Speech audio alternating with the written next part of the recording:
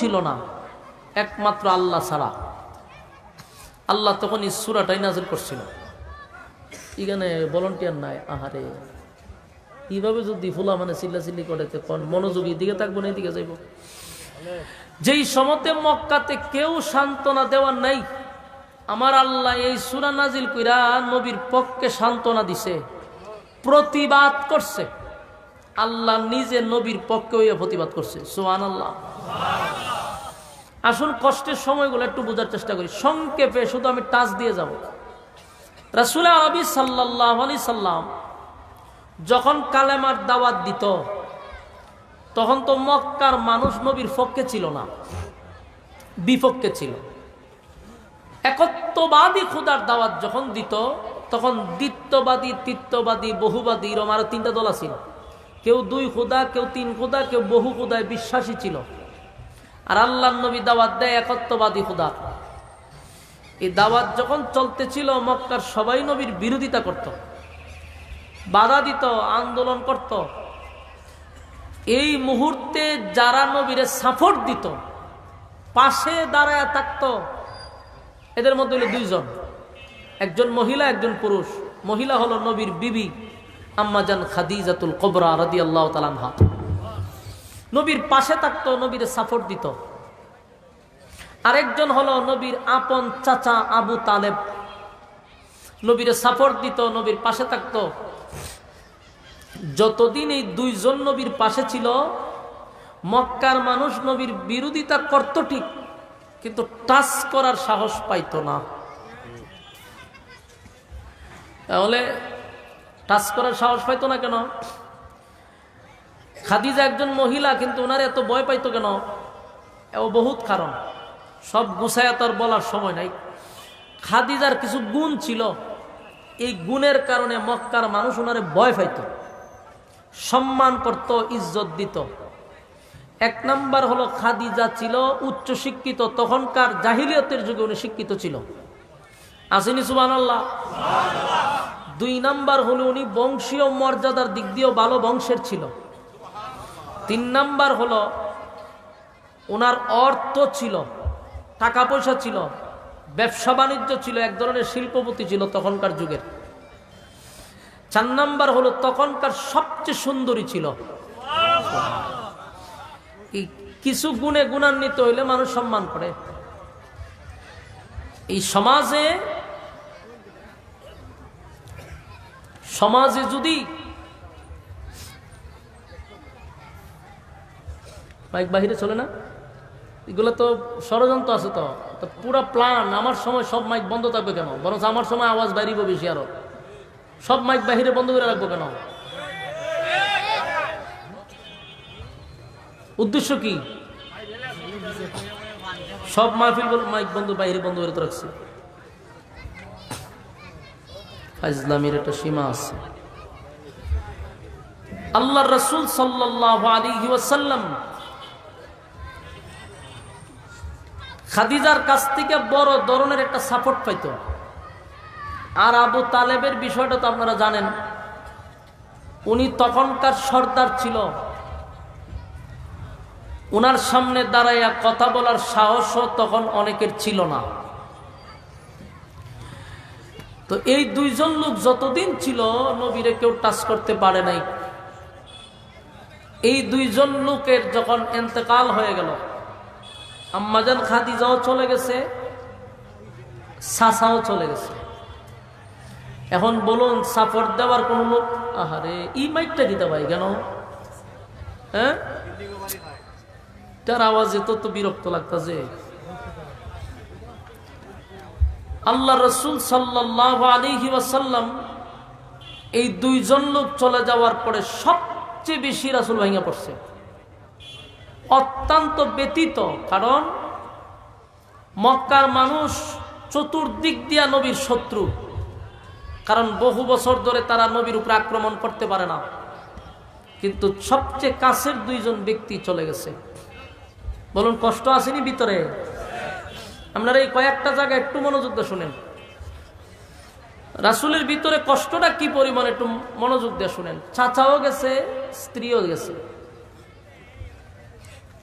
পরিস্থিতিটা যখন ভয়াবহ, নবী চিন্তা করলো এখন আপাতত মক্কাতে দাওয়াতটা বন্ধ রেখে দূরে কোথাও যদি দাওয়াত দেওয়া যায়, যেহেতু মক্কার পরিস্থিতিটা একটু ব্যতিক্রম, একটু দূরে যাই। যায়েদ ইবনে হারেসা লইয়া চলে গেছে তায়েফে। আপনারা ইতিহাস সবাই জানেন, তায়েফে গিয়া রাসূল দাওয়াত দিতে পারছে না রক্তাক্ত হয়েছে? রাসূলদের বেঈমানরা রক্তাক্ত করছে। এই পরিমাণ রক্তাক্ত করছে, নবীর শরীর মোবারক থেকে এমন কোনো জায়গা নাই যেখান থেকে রক্ত মোবারক বাইরিছে না। বেহুশ হয়ে পড়ে গেছে, আবার দাঁড় করাইছে, আবার মারছে। এই রক্তাক্ত শরীর নিয়ে আবার মক্কায় ফিরে আসছে। এখন আপনারাই বলেন, মক্কায় যে ফিরে আসছে রক্তাক্ত শরীর নিয়ে, উচিত না কেউ নবীরে সান্ত্বনা দেওয়া যে আপনাকে কষ্ট পাইছেন, আপনার এইভাবে মারধর করছে, আমরা আছি, চিন্তা করেন না, এরকম একটা সান্ত্বনা দেয় প্রতিবেশীরা, কিন্তু ওনারে কেউ সান্ত্বনা দিল না। অন্যদিকে স্ত্রীও চলে গেছে, চাচাও চলে গেছে, আবার সান্ত্বনা দেওয়ার মতো মাইক ম্যানরা এত বিরক্ত করতেছে। এখন আবার দিছি দিগাই না আমার বরাবর মাইক, বেচারা যদি ফিসেই মাইক দিব 6টা বক্স কেন লাগবো, এটা আপনারা জিগাইবেন। রে 6টা বক্স কেন লাগবো? সে আমার মাইক দিয়ে সাউন্ড দিতেছে, তো বক্স কেন আনলো? মাইকের সাউন্ড এইভাবে দেয়, মানে বিরক্ত লাগতেছে আমার, খান বরাবর দিয়ে রাখছে। হ্যাঁ, আমি আইসি ভর্তি এগুলা করতেছি। আল্লাহ রসুল সাল্লাল্লাহু আলাইহি ওয়াসাল্লাম যখন মক্কাতে আসলো, তখনও কেউ সান্ত্বনা দিছে না। এই রক্ত মাখা শরীর নিয়ে রাসূল কষ্ট করে গেছে, কেউ সান্ত্বনা দেয় না। গেল একটা। এরপরে আসুন, উনার 4জন ছেলে সন্তান ছিল, একে একে 4 জন ছেলে মারা গেছে। কথা বুঝতেছেন ভাই? আল্লাহর রাস্তায় একটু বোঝার চেষ্টা করেন।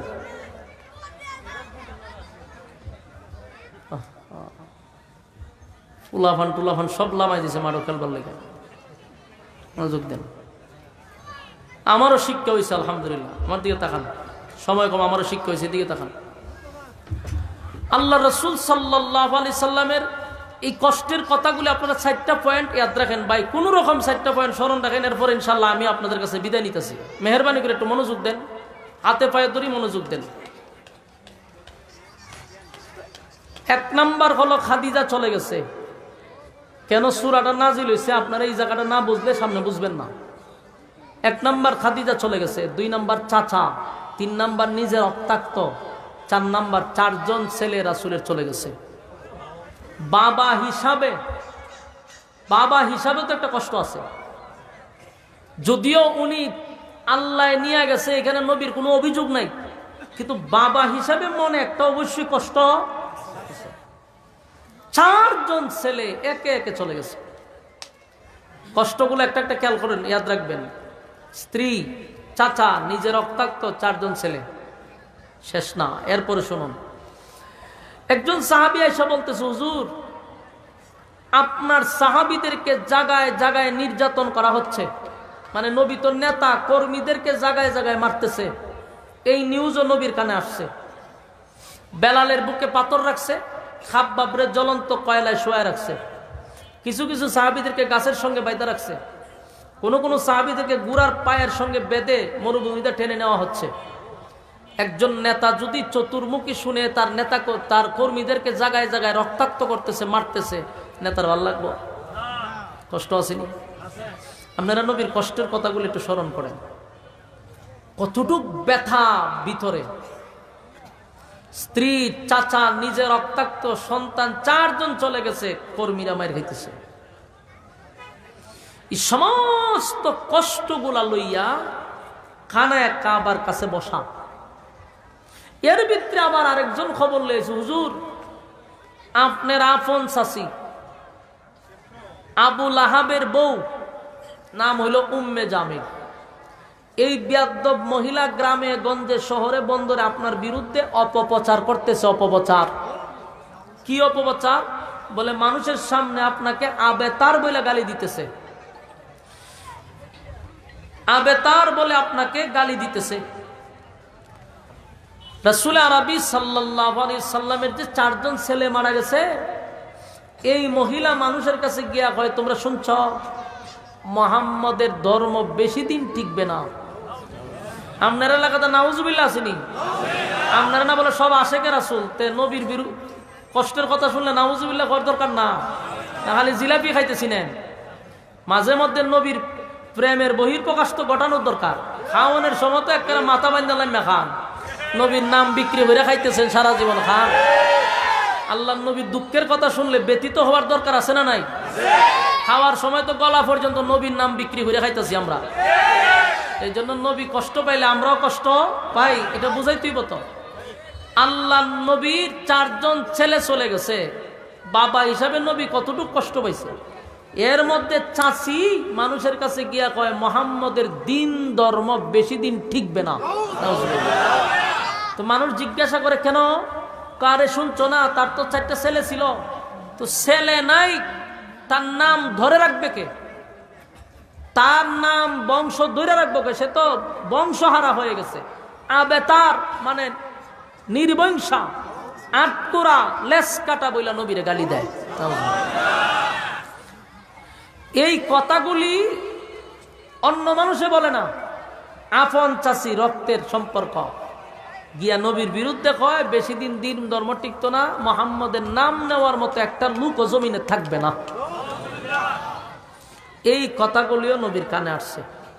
এখন আপনারাই বলেন, চাচি এই স্ত্রী মারা গেল একটা ব্যথা, চাচা মারা গেল একটা ব্যথা, এরপরে নিজে রক্তাক্ত হইল, কেউ সান্ত্বনাও দিল না, কতটুক আঘাতপ্রাপ্ত।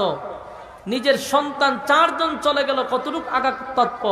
কর্মীরা জায়গায় জায়গায় রক্তাক্ত হচ্ছে, শাহাদাত বরণ করতেছে, কতটুক আঘাতপ্রাপ্ত।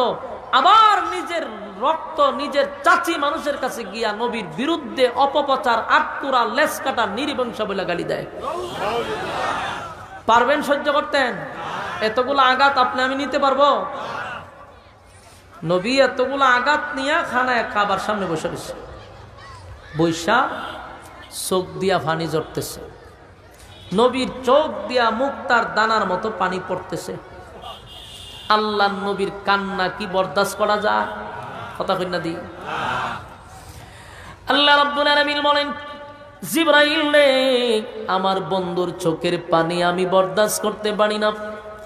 ওই তাকায়া দেখানায় কাবার সামনে আমার বন্ধুর চোখের পানিগুলা ঝরতেছে, মুক্তার দানার মতো নবীর চোখ দিয়া পানিগুলা পড়তেছিল। আল্লাহর নবী এতগুলা ব্যথাগুলি লইয়া খানায় কাবার সামনে নবীর চোখ দিয়া পানি জড়ায়। উপস্থিত সাহাবীরা নবীর কান্নায়, নবীর ব্যথায় ব্যথিত হইয়া সাহাবীরাও কান্নার রোল পালাইল।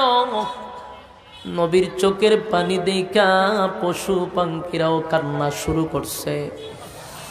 আল্লাহর নবীর চোখের পানি বরদাস্ত করতে পারল না।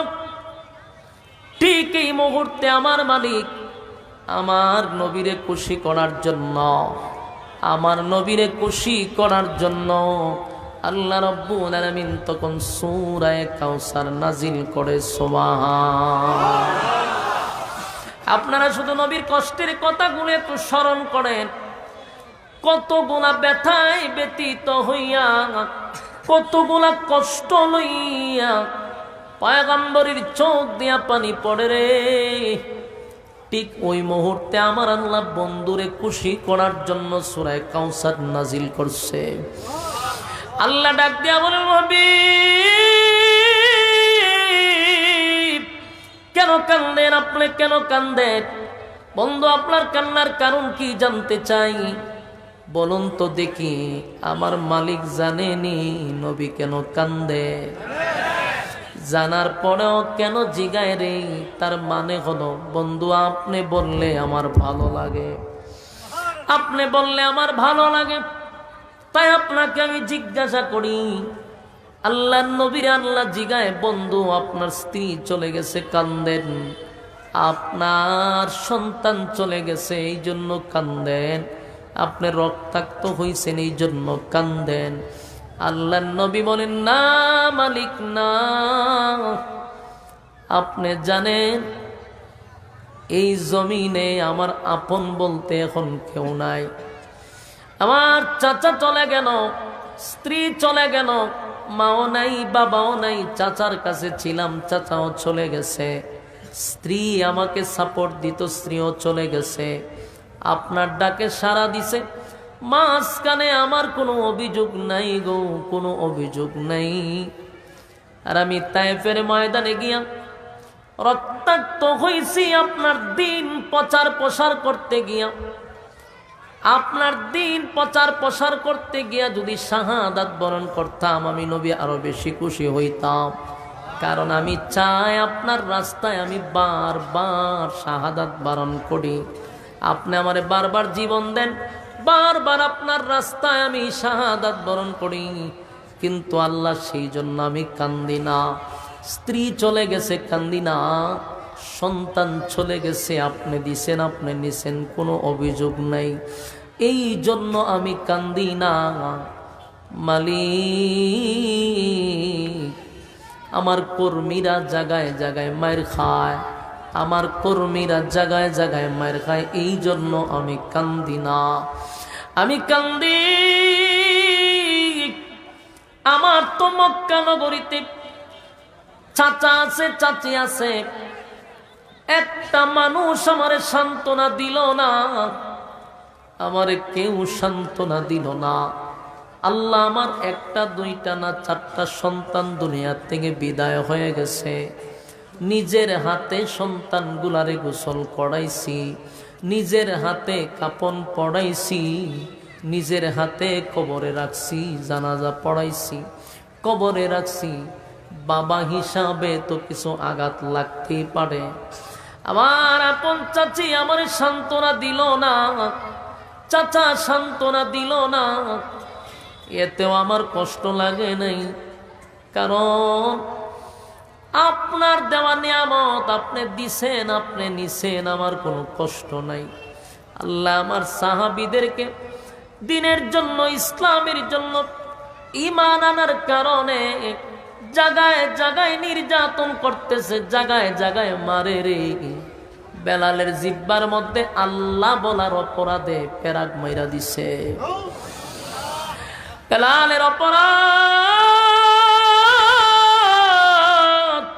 একটাই, অপরাধ আল্লাহ বলার কারণে বেলালের জিহ্বাটা বাহির করে পেরাক মেরে দিছে রে। তবু আল্লাহ বলা ছাড়ে নাই, আল্লাহ বলা ছাড়ে নাই। খাব্বাবরে জ্বলন্ত কয়লার মধ্যে শোয়া দিছে, ঈমান ছাড়ে নাই, ঈমান ছাড়ে নাই, ঈমান ছাড়ে নাই। আমার যুবক ভাইরা, আল্লাহর নবী বলেন, মালিক, সাহাবীরা জায়গায় জায়গায় মায়ের খায়, এই জন্য কান্দি না। কারণ তারা যদি ইসলামের জন্য, দ্বীনের জন্য শহীদ হয়ে যায়, আপনার তুরি জান্নাত পাবে, তে আমার দুঃখ পাওয়ার কিছু নাই। আমি কান্দি যেই কারণে আমার মা নাই, বাবা নাই, আত্মীয় স্বজন কেউ নাই, যারা ছিল তারাও বিরুদ্ধে। আমার চাচি তো আমার মায়ের মতো। আমার যে চারটা ছেলে চলে গেল, আমি যে রক্তাক্ত হইলাম, উচিত ছিল আমার চাচি আমারে সান্ত্বনা দেওয়া, সান্ত্বনা দেওয়া। সান্ত্বনা তো দিলই না। গ্রামে গঞ্জে শহরে বন্দরে সব জায়গায় মানুষের কাছে গিয়া কয়, আমি আবেতার, আমি আটকুরা, আমি লেস কাটা, আমার নাম নেওয়ার মতো কেউ থাকবে না। মালিক, এটা বরদাস্ত করতে পারি না, আমি সহ্য করতে পারি না। আমার আপন চাচি হইয়া কেমনে গো মানুষের কাছে গিয়া কয় আমার বংশ থাকবে না, আমার নাম নেওয়ার মতো কেউ থাকবে না। সেই ব্যথায় ব্যতীত হইয়া আমি নবী কান্ধি। আল্লাহ ডাক দেয়া বলে, হাবিব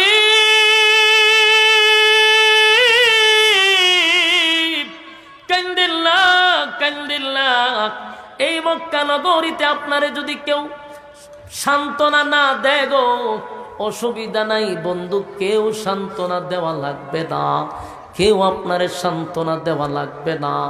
স্বয়ং আমি আল্লাহ আপনি বন্ধুরে সান্ত্বনা দিলাম। চিৎকার দিয়া কোন সুবহান। আল্লাহ ডাক দেয়া বলে, বন্ধু শুধু সান্ত্বনা নয় গো, আমি আপনারে গিফট করলাম, ইন্না আতাইনা কাল কাউসার। আল্লাহ সূরা কাউসার নাজিল করে বন্ধুরে কি পরিমাণ খুশি করছে। নবী যখন কাঁদতে ছিল, নবীর তন্দ্রা চলে আসছে, নবীর তন্দ্রা চলে আসছে, নবীর তন্দ্রার মাঝখান দিয়ে মুস্কি হাসি মারছে। সাহাবায়ে কেরাম জিজ্ঞাসা করে, নবীজি এতক্ষণ আপনি কানলেন, এতক্ষণ আপনি কানলেন, কান্নার মাঝখান দিয়া কেন মুস্কি হাসি দিলেন? এটা তো রহস্যজনক। কান্নার মাঝখানে যদি কেউ মুস্কি হাসি দেয়, ভাই আল্লাহর রাস্তায় একটু সাউন্ডটা দেন, স্টেজে একটু সাউন্ডটা দেন, স্টেজে দেন, স্টেজ সাউন্ডে কোনো, স্টেজে কোনো সাউন্ড নাই, জান বাড়িতেছে আমার, স্টেজে সাউন্ড দেন। ফালতু মাইক লইছেন, আইসক্রিম বেছেন রাস্তাঘাটে ডিবালা ছিল, ফালতু স্টেজে সাউন্ড আমার জান বেড়ে যেতেছে, স্টেজে সাউন্ড দেন। ইন্না আতাইনাকাল কাউসার ফাসাল্লি লিরাব্বিকা ওয়ানহার। আল্লাহ বলেন, ইন্না আতাইনাকাল কাউসার, বন্ধু নিশ্চয় আপনাকে আমি কাউসার দান করছি। জোরে কোন সুবহানাল্লাহ, আরো জোরে কোন আল্লাহু আকবার। এই ইমানের আওয়াজ দিয়ে বল আল্লাহু আকবার, আরো জোরে কোন আল্লাহু আকবার। আল্লাহ বলেন, বন্ধু আপনাকে আমি কাউসার দান করলাম, নিশ্চয়ই নিশ্চয়ই আপনাকে আমি কাউসার দান করলাম। বন্ধু আপনারে কাউসার দান করছি, দিব এমনটা নয়, আপনারে দিয়া দিছি। কাউসারটা নবীরে দিয়া দিল, আর বলল আদম থেকে লই ঈসা রূহুল্লাহ পর্যন্ত কত নবী রাসূল আমি দুনিয়ার জমিনে পাঠাইলাম। বন্ধু কাউরে আমি কাউসার দেই নাই, কাউরে কাউসার দেই নাই। আপনি নবীরে কাউসার দিলাম, 4টা ছেলে নিয়ে গেছি। বন্ধু আপনি মনে কষ্ট দিছি, শুনেন, 4টা ছেলে নিয়ে আপনারে যে কষ্ট দিছি গো বন্ধু, এর বিনিময়ে আপনারে কোটি কোটি কোটি কোটি কোটি আমি রুহানি সন্তান দিছি। আল্লাহ বলেন, বন্ধু আপনার রুহানি সন্তান দিলাম গো, যারা আপনার ইজ্জত ধরে রাখার জন্য, আপনার জন্য জীবন দেওয়ার জন্য কিয়ামত পর্যন্ত তারা প্রস্তুত থাকবে, প্রস্তুত থাকবে। জোরে কোন সুবহানাল্লাহ। আমার যুবক ভাইরা, নবীর ছেলে ছিল কয়জন? নিচে কয়জন? আর নবীরে বিনিময়ে কোটি কোটি হাজার কোটি রুহানি সন্তান দান করছে। আমরা হলাম নবীর রুহানি সন্তান, নবীর উম্মতেরা হলো নবীর রুহানি সন্তান। আল্লাহ বলে, বন্ধু 4 জন নিছি, কোটি কোটি রুহানি সন্তান দিছি। অন্যদিকে আপনারে কাউসার দান করছি। কাউসার সাধারণ কোনো নিয়ামত নয় গো, সাধারণ কোনো নিয়ামত না। আদম নবী কাঁদছে 350 বছর, নূহ নবী কাঁদছে 950 বছর, ইব্রাহিম খলিলুল্লাহ পরীক্ষা দিল অসংখ্য। আমার জন্য পাগল, সবাই আমার জন্য পাগল ছিল। আমি কাউরে কাউসার দেই নাই বন্ধু, আপনারে কাউসার দিছি। শুধু দেই নাই, সশরীরে সচক্ষে আপনারে কাউসার আমি দেখায়া দিছি। আল্লাহ নবী হাউজে কাউসার নিজের চোখে দেখছে। মেরাজের রজনীতে নবীরে নিজের চোখে দেখায়া দিছে। পয়গম্বর, এটা আপনার জন্য আমি গিফট করছি। আমার যুবক ভাইরা, হাবিবে কিবরিয়াকে আমার আল্লাহ কেমন সান্ত্বনা দেওয়া শুরু করছে। বন্ধুদের কান্দে, বন্ধুরে সান্ত্বনা দেয়। বন্ধু আপনার 4টা ছেলে নিছি, কোটি কোটি রুহানি সন্তান দিছি। বন্ধু আপনারে আমি এত বড় নিয়ামত দিলাম, হাউজে কাউসার দিলাম, অন্য নবীদেরকে দেই নাই, আপনারে দিলাম। বন্ধু এইখানে শেষ নয়, বন্ধু আপনার এইখানে শেষ নয়। বন্ধু যারা আপনার বিরুদ্ধে প্রতিবাদ করে নাই, আমি আল্লাহ তাদের ব্যাপারে প্রতিবাদ করলাম। শেষের অংশে আল্লাহ বলেন, ইন্না শানিআকা হুয়াল আবতার। আল্লাহ বলেন, নিশ্চয়ই তারা আবেতার। কারা আবেতার? যারা আপনারা আবেতার কইছে, নিশ্চয়ই তারা আবেতার, তারা নির্বংশা, তারা লেসকানা, তারা আটপুরা। কথা হয় না? আমার নবী আবেতার না তারা? আল্লাহ প্রতিবাদ করতেছে, নিশ্চয়ই তারা আবেতার। যারা আপনাকে নির্বংশা বলছে, তারা নির্বংশা, তারা লেসকাটা, তারা আটপুরা। ঠিক না বেটে? ইন্না শানিআকা হুয়াল আবতার। আল্লাহ বলেন বন্ধু, নিশ্চয়ই তারা আবেতার, নিশ্চয়ই তারা লেস কাটা। কারণ আমি প্রতিবাদ করলাম। এই পৃথিবীতে আপনার চাচি মানুষের কাছে গিয়া বলছে, আপনার চাচি মানুষের কাছে গিয়া বলছে যে আপনার লেস কাটা, আপনার নির্বংশা, আপনার লেস কাটা, আপনার নির্বংশা। শেষ করে লাইতেছে, শেষ করে, এক মিনিট শেষ করতেছে। তারা মানুষের কাছে গিয়া বলছে আপনি আটকুরা, আপনার লেস কাটা। বন্ধু আমি প্রতিবাদ করে বললাম ইন্না শানিআকা হুয়াল আবতার। তারা লেস কাটা, তারা নির্বংশা, তারা লেস কাটা। তার মানে হলো আবু লাহাবের বউ বলছে নবীর নাম নিশানা থাকবে না, নবীর নাম বলার মতো কেউ থাকবে না। বলুন তো দেখি আমার নবীর নাম আছে না নাই? সেকেন্ডে সেকেন্ডে সেকেন্ডে নবীর নামের দুরূদ মদিনায় পৌঁছতেছে। কথা হয় না?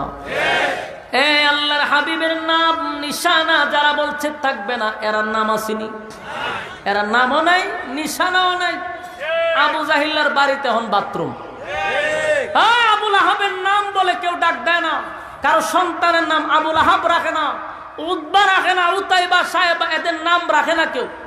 আর আমার নবীর নাম মুহাম্মদ সাল্লাল্লাহু আলাইহি ওয়াসাল্লাম। পৃথিবীতে সবচেয়ে জনপ্রিয় নাম হলো মুহাম্মদ। সুবহানাল্লাহ।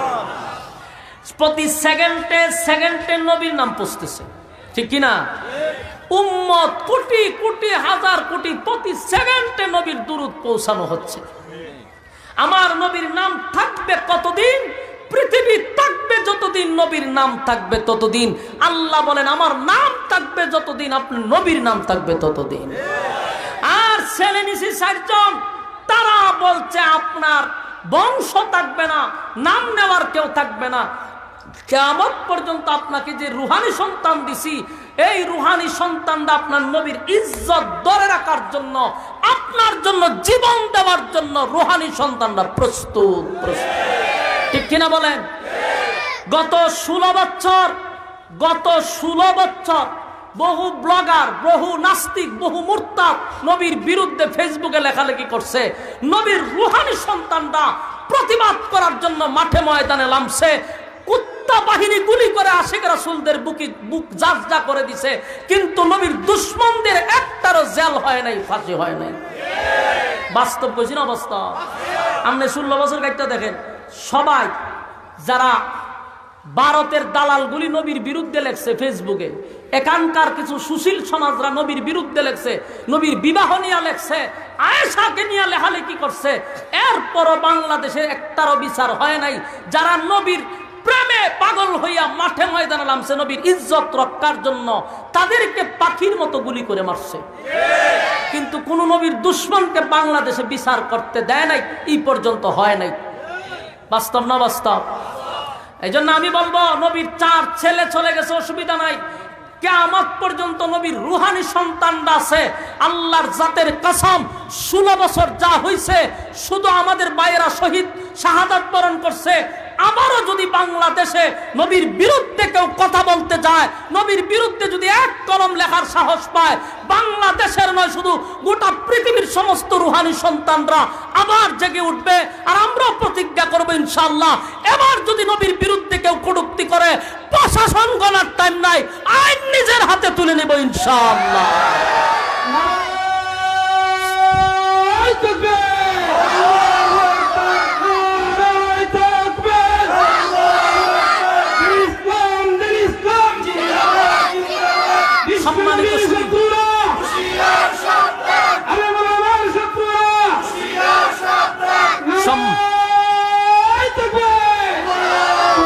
সম্মানিত সুধী, কথা শুধু আপনাদেরকে মেসেজ দেয়া যায়, সত্যিকারের আশিকে রাসূল কারা 16 বছর আমরা যাচাই করছি। কথা বুঝতেছেন? নবীর নাম দিয়ে শুধু নবীর নাম বিক্রি করে শুধু বিরিয়ানি খাইলেই চলবে না, জিলাপি খাইলেই চলবে না। নবীর বিরুদ্ধে কথা বললে রাজপথে রক্ত দিতে হবে। এটাই হলো আশিকে রাসূলের পরিচয়, এটা উম্মতে মুহাম্মাদের পরিচয়। তুমি নবীর নাম বিক্রি করে খাইবা, নবীর বিরুদ্ধে কেউ কথা বললে তখন মাঠে ময়দানে দেখা যায় না, শুধু বছরে একবার বিরিয়ানির জন্য লাফালাফি। বাংলাদেশে আর হতে দেওয়া যাবে না, বন্ডামির জায়গা বাংলাদেশে আর চলবে না এখন থেকে। এই দিন নাই, ওই দিন বাগে খাইলিছে। হ্যাঁ, আম্মা থাকতে, আমাদের আম্মা জান থাকতে যতগুলা বন্ডগুলা মাথা গজায় উঠছিল সবগুলার গিরাগারা ভাঙিয়ে দিবেন, গিরাগারা। নেক্সট টাইমে যদি মাথা সারা দিয়ে উঠে, হবিগঞ্জের তৌহিদি জনতাকে বলবো, আমি আশরাফির শরীরে মাপ দিলে 60 কেজি হয় না, কলিজা নিয়ে মাঠে নামছি, বেদাতির কোনো স্থান হবে না ইনশাআল্লাহ। কোন বন্ডদের স্থান হবিগঞ্জ থেকে হবে না। এর জন্য প্রতিবাদ করে তুলুন, এক একজন দুর্গ করে তুলুন। আপনারা মুজাহিদের মতো ভূমিকা পালন করুন। আল্লাহর কসম, বেদাত মুক্ত হতে 1 সপ্তাহ লাগবে না। তবে বিড়ালের মতো না, বাঘের মতো। কথা বুঝতেছেন? এই মিয়া তো ভয় পান কেন? ভয় পান কেন? বেদাত যেগুলা বেদাত করে, শিরিক করে, নবীর বিরুদ্ধে বলার পরে যারা প্রতিবাদ করে না, এরা কিসে আশিকে রাসূল? কয়ডারে রক্ত দিতে দেখছেন? কয়ডারে মারে নামতে দেখছেন? আমাদের কওমির আলেমরা রক্ত দিছে রাজপথে নবীর জন্য, জেল কাটছে আমরা নবীর জন্য। 16 বছর একটারও তো দেখলাম না নবীর পক্ষে রক্ত দিতে। হ্যাঁ, খাওয়ানোর সময় ঠিক আছে, এজন্য বলবো ভয় পাওয়া যাবে না। কথা বুঝতেছেন? আবু উবাইদা ইবনুল জাররাহ, আবু উবাইদা ইবনুল জাররাহ, উনি এক যুদ্ধের সেনাপতি ছিল। আবার উনার সাথে ছিল খালেদ বিন ওয়ালিদ, উনি ছিল তখন বাহিনীর মধ্যে। তো উনি নামাজ পড়াইতেছে, সালাম পিরাই দেখে অসংখ্য কাফেররা তাদের অস্ত্র নিয়ে মুসলমানদেরকে ঘেরাও করছে। সালাম পিরাই দেখে যে শত্রু চতুর্দিক দিয়ে ঘেরাও করে নিয়েছে। ঘটনা কি? তখন শত্রুরা উস্কানি দিতেছে, হ্যাঁ আবু উবাইদা ইবনুল জাররাহ, এই নি তোমরা মুসলমান, আজকে তোমাদের অস্তিত্ব বিলীন করে দিব। মানে বিভিন্ন ধরনের উস্কানিমূলক একের পর এক কথা বলতেছে। উনি তো চুপ করে বসে রয়েছে। অনেকক্ষণ তাদের বড় বড় কথা শোনার পরে আবু উবাইদা ইবনুল জাররাহ বলল, আমার এখানের মধ্যে কে আছেন যে পুরা 60,000 সোলজার বাহিনীরে একজনে দৌড়াইবেন? কে আছেন? এরা কতজন? 60,000। আর এরা 60-70 জনইব। 60,000 রে কেউ দৌড়াইতে পারে? একজন দাঁড়ান। এরকম 3 জন সাহাবী দাঁড়াইছে, কিন্তু আবু উবাইদা ইবনুল জাররাহ তাদেরকে অনুমতি দেয় নাই। 4 নম্বরের মাথায় খালেদ বিন ওয়ালিদ দাঁড়াইছে। আমি পারবো পারবো বলছে। পরে উনি আমি আপনারই তালাশ করছিলাম, এখানে আসেন। ঠিক আছে, আপনি পারবেন বললেন, কিন্তু আমার যুক্তি দিতেই বল। আপনি আমার বুঝাইতে হবে যে 60,000-এর সাথে আপনি কিভাবে একা লড়াই করবেন, এটা কিভাবে সম্ভব আমারে বলেন। উনি প্রথমেই বলছে যে আল্লাহর নবী বলছে যাদের ভিতরে ঈমান নাই এরা মুর্দা। যাদের ঈমান নাই এরা কি? মুর্দা। আর যাদের ঈমান আছে এরা জিন্দা। এরা 60,000 কেন, এরা 60 লক্ষ আইলো, আমি মনে করি আমি জিন্দা, এরা মুর্দা। সুবহানাল্লাহ। তরবারিরে লইয়া একটা দৌড় দিছে 60,000-এর ভিতরে, এরা 60,000-এর ডুসাডুসি লেগে সব সমান হয়ে গেছে। তো কলিজা থাকতে হবে অনেক বড়। কথা বুঝতেছেন? লড়াই করতে হবে, সংগ্রাম করতে হবে। ইসলাম কায়েমের জন্য নবী রক্ত জড়াইছে, ইসলাম জিন্দা হইছে। আপনারা হবিগঞ্জবাসীকে বলবো, এটা তাফাজ্জল হক হবিগঞ্জের এলাকা, আহলে হকদের এলাকা। কোনো শিরিক, কোনো বেদাত করতে দিবেন না। রাজি আছেন ইনশাআল্লাহ? আর যদি বাংলাদেশে কেউ নবীর বিরুদ্ধে কথা বলে, কোন আইনের ওই বিচার হইব কোন সময়, এই অফাক কামরা করার ধৈর্য নাই। কথা বুঝতেছেন? প্রশাসন গণার তখন টাইম নাই। নবীর দুশমনের বিচার উম্মতে মুহাম্মদী নিজের হাতে করবে ইনশাআল্লাহ। কারা কারা রাজি আছেন হাত তুলে দেখায়া দেন। লিল্লাহে তাকবীর, লিল্লাহে তাকবীর।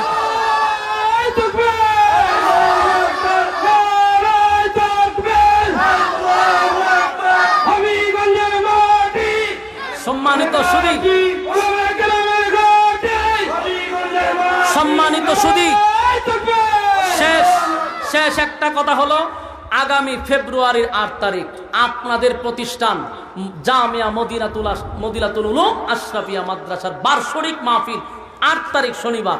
ইনশাআল্লাহ আমার পক্ষ থেকে হবিগঞ্জবাসীকে দাওয়াত দিয়ে গেলাম।